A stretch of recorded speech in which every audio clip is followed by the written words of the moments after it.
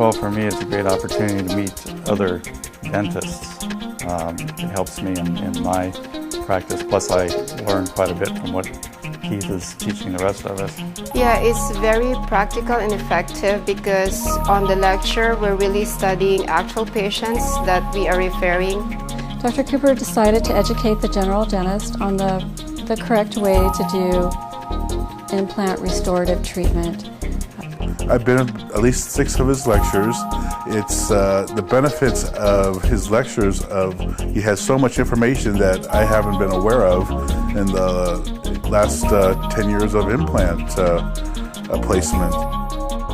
This patient presented with a chief complaint that her general dentist referred her because she had periodontal disease, she has bone loss, she's missing a number of teeth, there's recent extraction in this area and an immediate, a couple days earlier, extraction in this area.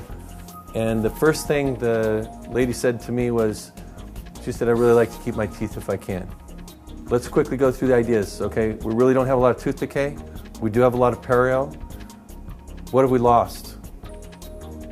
Posterior support. Where's all that occlusion right there?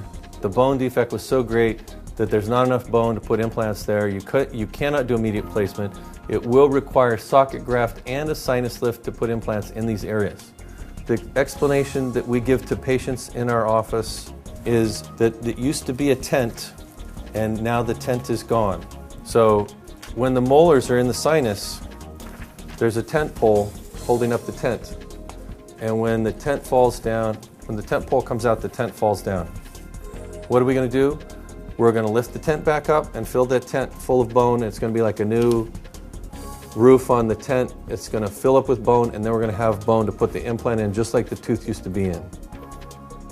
Our big problem is right here and right here. So real quickly, let's treat implants together. You guys ask me questions. Tell me what you want to do. What's your thought process? A lot of times we talk to the patient about these teeth have been keeping the bone in place that you're going to need for your implants. What do the teeth look like? Where is the ideal tooth position for 8 and 9? What's the closest speaking space? Where's the occlusal plane? How many of you routinely do closest speaking space on people with teeth? I'll bet you nobody does. Well, I want to send you back. This is your new quest.